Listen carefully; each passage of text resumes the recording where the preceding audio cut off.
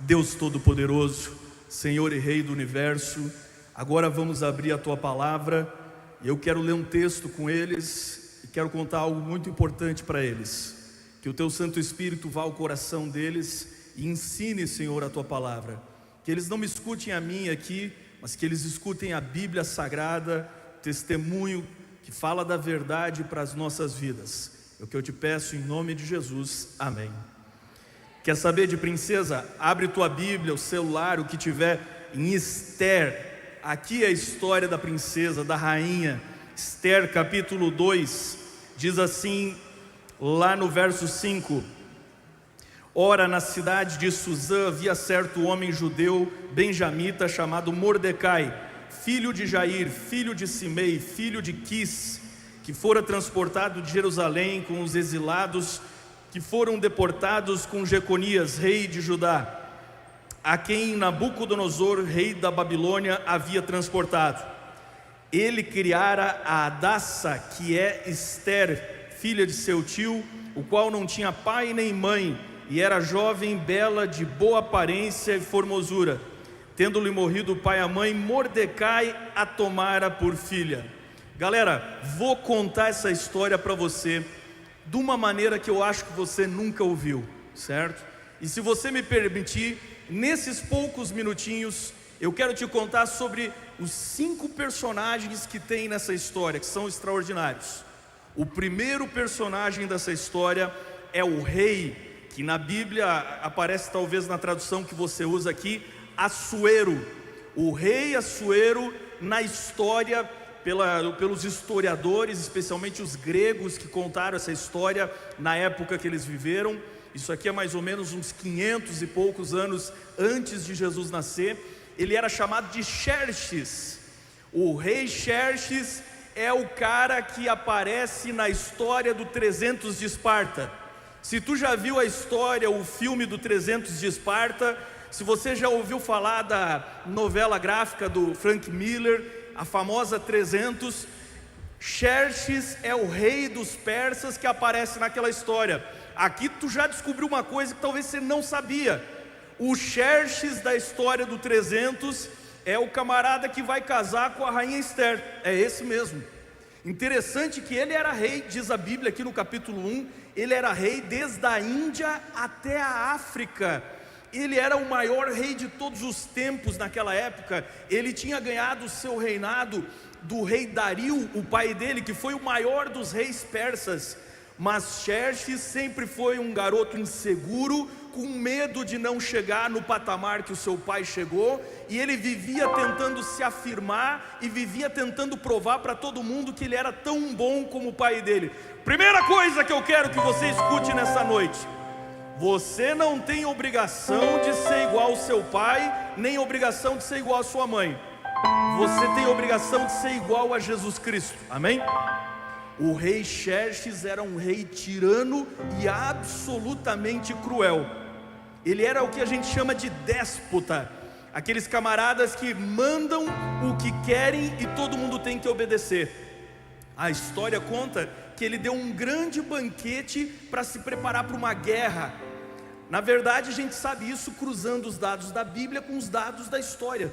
E na história, o rei Xerxes tinha dominado o mundo inteiro no Oriente, e o sonho dele era invadir a Europa. No caminho tinha a Grécia, e a guerra dele, o plano dele era invadir a Grécia. É aí que acontece a famosa história dos 300 de Esparta, quando os gregos de Leônidas dizem assim: Xerxes não vai passar pelos portais de fogo, e eles ficam com 300 soldados, seguram Xerxes até que a marinha de Atenas, outra cidade importante, chegue para combater os barcos de Xerxes. Mas você, se conhece a história, você sabe que Leônidas foi traído por um grego. Os persas acharam um caminho pelo meio das montanhas, cercaram os 300 e os 300 foram massacrados. Xerxes conseguiu chegar na Grécia, invadiu Atenas, queimou e dizimou a cidade, matou centenas, milhares de gregos. Mas os gregos conseguiram se reagrupar, e os gregos ganharam uma vitória importantíssima com os barcos ali nos portos perto de Atenas. se reagruparam em continente. Xerxes percebeu que poderia morrer no campo de batalha na Grécia, voltou correndo para a Pérsia e deixou o exército dele, que foi dizimado. O general Mardônio, o principal general dele, foi aniquilado, e os gregos nunca mais perderam para os persas e conseguiram uma vitória extraordinária. Quando Xerxes volta para casa, é mais ou menos quando vai se passar o 2º capítulo do livro de Esther. Ah, tu não sabia disso? Mas você que ficou aqui e não foi embora, vou te contar essa história incrível. Porque na primeira parte, o 1º capítulo, ele se preparou para a guerra, e a história lá na Bíblia diz assim, que ele deu um banquete, estava bêbado, e chamou a 2ª personagem dessa história. A 2ª personagem é a rainha Vasti. A rainha Vasti tem um outro nome na história. A gente acredita que é o nome que os gregos davam para ela, a Mestris. E Heródoto, o pai dos historiadores, diz que ela era uma rainha cruel e perversa. Ela tinha mania de matar os seus inimigos enterrando eles vivos. Esse era o naipe dela. Quando Xerxes está bêbado preparando a guerra, que ele vai perder na sequência para os gregos, ele diz assim: manda vir aqui a minha rainha para mostrar para todo mundo como eu tenho a mulher que eu quiser. Provavelmente mandou ela vir para aparecer e desfilar com ela, talvez até mostrar ela nua para os seus generais. Eles estavam bêbados, eles não eram reis cristãos, eles não eram tementes a Deus, eles eram idólatras, eles eram pagãos, eles não tinham limite. E quando você não tem limite, o inimigo faz de você um elemento de destruição. Mas a rainha, a Mestris, ou seja, a rainha Vasti, ela também era terrível. E ela disse: não, agora é as mulheres. Não, mas não vou me submeter, não vou. E os amigos do rei disseram assim: escuta, quem é que manda aqui? É o rei ou a rainha? E aí, cara, aí ele coloca a rainha para o exílio. E o que é o exílio da rainha? Eles trancavam ela no harém do rei. Você já sabe o que é o harém do rei? Era aquele lugar onde o rei tinha centenas de amantes, de concubinas, e escolhia quem ele quisesse. Então ele tranca a rainha lá, e eles têm uma ideia. Eles estão voltando da guerra. Depois da guerra, ele está derrotado, desolado, e ele está desmoralizado. Ele perdeu a guerra, a mulher dele não obedece ele. Aí o pessoal dá uma ideia, diz assim: escuta, tu precisa de uma nova rainha, vamos fazer um concurso de beleza. Aí é que surge um outro protagonista dessa história. Tem um judeu chamado Mordecai, ou Mardoqueu, como dizem algumas traduções. Quem que é o Mardoqueu? Diz ali o texto, se você prestou atenção na leitura que eu fiz, ele era descendente da família do rei Saul. Interessante. Ele é um judeu, mas ele não é qualquer judeu. Ele tem um nome que faz honra aos deuses da Babilônia. Mardoqueu vem de Marduk, o deus da Babilônia. É de uma família de crente que foi levada para a Babilônia e que já está perdendo todo o seu vínculo com a verdade. Mas Mardoqueu é diferente. Não é você, desbravador, diferente de muita gente na sua casa. Até seu pai e sua mãe vão desanimando da igreja, mas tu se mantém firme. Você é o Mardoqueu. Você é aquele que está no meio da corrupção, mas você se mantém firme. E ele cria uma jovem que perdeu o pai e a mãe e aparentada com ele. Mas antes de eu te falar de Esther, tem mais um personagem na história. O 4º personagem é o vilão da história. O vilão se chama Amã. E Amã é um tipo de primeiro-ministro do rei, mas ele não é qualquer pessoa. Diz o texto que ele é descendente de Agag, e esses caras são um povo que viveu lá na antiguidade, no deserto, no caminho de Israel, quando Israel estava saindo do Egito e indo para a terra prometida. Eles sempre se opuseram ao povo de Deus, eles sempre quiseram matar os israelitas, eles sempre odiaram aqueles que guardavam os mandamentos de Deus. Então um dia Deus pediu para o rei Saul fazer uma guerra contra eles e dizimar eles, mas Saul não cumpriu a palavra de Deus. E como não cumpriu a palavra de Deus e deixou alguns deles por ali vivos, a descendência desses que Saul não poupou e não cumpriu a palavra de Deus, viveram e se tornaram nesse Amã, que vai se levantar contra o povo de Deus, e ele vai armar um decreto de morte contra os judeus, porque são séculos de ódio contra aqueles que não guardam os mandamentos, contra aqueles que guardam os mandamentos. A Bíblia diz assim que quando Mardoqueu estava por ali, Amã passava e todas as pessoas o reverenciavam, mas ele não reverenciava Amã. E para cada um de vocês que é fiel, que guarda o sábado, você é um Mardoqueu sentado à porta do rei, você incomoda o ímpio, e é por isso que o ímpio odeia aqueles que guardam os mandamentos de Deus. Mas você não está sozinho, porque essa história é extraordinária. Deus nem é mencionado nessa história, tu sabia? O livro de Esther nem tem a palavra Deus, mas Deus é o maior dos personagens. Ele está por trás dos bastidores, conduzindo cada passo. Ele que conduz essas guerras, essas movimentações. Enquanto os homens acham importante lutar Grécia e Pérsia, Deus está preocupado com o seu povo que dá o testemunho dos mandamentos. Quem são os judeus nesse momento? Os judeus não são ninguém nesse momento. E nesse concurso de beleza, na providência de Deus, Deus coloca uma judia dentro do palácio. Ela é escolhida como a mulher, a moça mais bonita do reino. E Esther era bonita visualmente e era bonita em seu coração e seu caráter. Esther é a verdadeira força da mulher.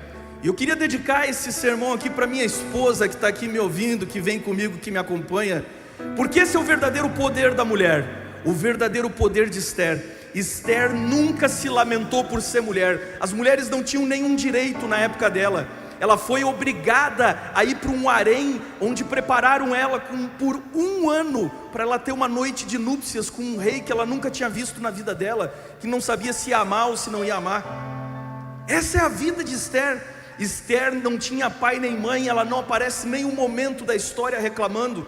Ela não aparece em nenhum momento se queixando por ser mulher. Ela não quer pegar espadas e lutar como os guerreiros lutam. Ela luta como uma garota, ela luta como uma menina. Ela luta com a sua inteligência, com a sua perspicácia, e ela consegue ganhar o coração do rei para salvar o povo dela. Ela fica em silêncio, é verdade. De cara ela não diz que é judia, mas na hora certa, Mardoqueu manda um recado para ela e diz assim: nosso povo está condenado à morte. Será que não foi por isso que Deus te fez rainha e te colocou onde você está? A pergunta é a seguinte: hoje à noite eu sei que você está aqui, mas daqui uns anos onde é que você vai estar? Daqui uns anos onde você vai estar? Você vai estar na liderança de uma faculdade? Você vai ser a diretora de uma grande empresa? Você vai estar servindo o Estado? Onde você vai estar daqui uns anos? Pois se preocupe em estar em algum lugar, porque Deus quer preparar vocês para serem os melhores entre os melhores, seja no que for. Naquele momento, Deus precisava de uma garota bonita, que não cedesse a qualquer elogio, que não se desvalorizasse, e ela ganhou o coração. E diz a história que o rei amou a rainha Esther. Ele se apaixonou, ele amou ela. E então ela desmascarou Amã como inimigo, e Amã morreu enforcado na forca que ele preparou para Mardoqueu. Eu vou terminar agora, mas eu quero terminar te contando o final de cada um desses personagens, porque nunca te contaram como é que termina a história da rainha Esther. Nunca te contaram, nem está escrito na Bíblia. Eu vou tentar te contar a história como termina de cada um. Depois de tudo isso, Amã, você já sabe, foi desmascarado, foi enforcado, e os inimigos do povo de Deus, que eram partidários de Amã, foram dizimados. Mardoqueu, provavelmente Mardoqueu era o mais velho, e provavelmente Mardoqueu é quem escreveu o livro de Esther. Tem grandes indícios. Ele tinha tudo para saber as informações. Diz que ele escreveu cartas para os judeus contando essa história. Provavelmente Mardoqueu se tornou o autor do livro de Esther. Morreu, talvez de idade avançada, antes do final da história de Xerxes e de Esther. E Xerxes, o rei? Pois é, os tiranos fazem muitos inimigos. Quando ele voltou frustrado daquela guerra, Mardoqueu salvou a vida do rei uma vez, mostrando uma conspiração. Mas depois de muitos anos, a história registra o seguinte: isso já é a história registrada no período depois que termina a história bíblica. A história bíblica termina só contando que Esther salvou o povo dela, mas não diz o que aconteceu com Xerxes, nem o que aconteceu com ela. Eu vou te contar o que aconteceu com Xerxes. Surgiu uma conspiração no palácio, dentro do harém. O historiador grego Heródoto diz que a Mestres, a antiga rainha, fez uma conspiração e conseguiu voltar ao poder. E com a conspiração de eunucos e donzelas que eram ali do harém, eles assassinaram Xerxes. E Xerxes morreu assassinado. De repente mataram mais um filho dele, e aí um segundo filho descobriu a conspiração, tomou o trono e matou os conspiradores e reinou. E Esther, ora, você já está imaginando o que deve ter acontecido. A Bíblia não diz, mas eu vou te fazer uma pergunta, um exercício de história aqui. Por que não aparece Esther nos registros fora da Bíblia na história? Aparece do rei Assuero, Xerxes. Aparece da rainha dele, provavelmente era Vasti. Por que não tem Esther? Xerxes, o marido de Esther, foi morto por uma conspiração. Vocês acham que iam poupar Esther? Provavelmente a rainha Esther morreu assassinada pelos mesmos conspiradores, provavelmente. Vocês dizem assim, mas então não vale nada a história? Não, cara, é aqui que a história é maravilhosa. Porque se você entende esse mundo e essa vida só por essas coisinhas de ganhar e vencer hoje, se você entende esse mundo, essa vida só pelas coisas que estão acontecendo no quadro da política mundial, se é só Grécia contra Pérsia, Pérsia contra Grécia, você não entendeu nada do mundo espiritual. Deus está se importando com um povo que hoje à noite está aqui reunido em Ponta Grossa, me ouvindo aqui às 10 da noite, que enfrentaram chuva e foram vencedores. Deus está ouvindo, Deus está preocupado com um povo que guarda o sábado e testemunha da verdade para o mundo inteiro, e que incomoda o mundo com sua fidelidade. Deus não está nem aí para as políticas do mundo aí fora. Deus está preocupado com vocês, e Ele vai levantar pessoas nos lugares certos, nas horas certas, para abençoar e para libertar você, quando for necessário. E Esther foi esse grande instrumento. Uma das maiores heroínas da Bíblia é mulher. Ela foi nesse momento a libertadora do seu povo, e ela existiu para dar a sua vida pelo seu povo. Tanto é que quando ela foi ter com o rei para interceder pelo povo, olha só, olha a palavra, interceder pelo povo, ela disse assim: se é para morrer, eu morro, se perecer, pereci. Sabe quem é que Esther está representando aqui? Jesus. Esther é um tipo de Cristo, aquele que intercede por nós e desvia a fúria do rei de nós. Nós estamos cheios de pecado, apodrecidos de pecado, nós não merecemos a graça de Cristo, não merecemos a salvação, mas Cristo se coloca na frente e diz assim: eu morri por eles. Ele desvia o furor do rei de nós, Ele intercede por nós, e Ele dá a vida por nós.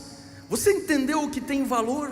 Porque aqueles que creem nisso, e aqueles que se arrependem de seus pecados, e que confessam Jesus como seu Salvador, se morrer hoje, amanhã, tanto faz, porque se levantam na ressurreição e vivem para sempre, amém? E esse é o maior objetivo de Deus para você, que você viva para sempre. Nada mais é importante nesse mundo, nenhuma dessas brigas, dessas políticas, dessas loucuras, nada disso tem importância para Deus. Grécia e Pérsia vão se arrebentar e vão se moer até o fim, mas Ele olha para você e diz assim: por esses eu intercedo, por esses eu intercedo. Então hoje à noite aqui, você não pode voltar para a barraca sem ter pedido perdão dos seus pecados, sem ter a certeza que você se entregou totalmente a Cristo.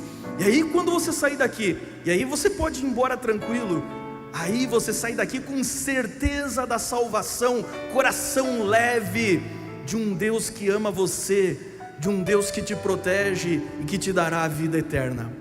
Deus Todo-Poderoso, obrigado porque eles ficaram aqui e eles viajaram comigo no texto bíblico, nessa história maravilhosa. Hoje à noite eu quero orar em especial pelas meninas. Quantas aqui serão heroínas na tua igreja, na tua causa, como foi Esther? E como eu poderia citar o nome de muitas mulheres na história da Bíblia ou da igreja? Olha para as meninas aqui, Senhor, abençoa a vida delas, que elas sejam cheias de coragem como teve Esther. Pai, olha para o nosso coração, purifica o nosso coração, perdoa os nossos pecados. Senhor Jesus, intercede por nós. Tua é a honra, a glória e o louvor, em nome de Jesus, amém, amém. Que Deus abençoe.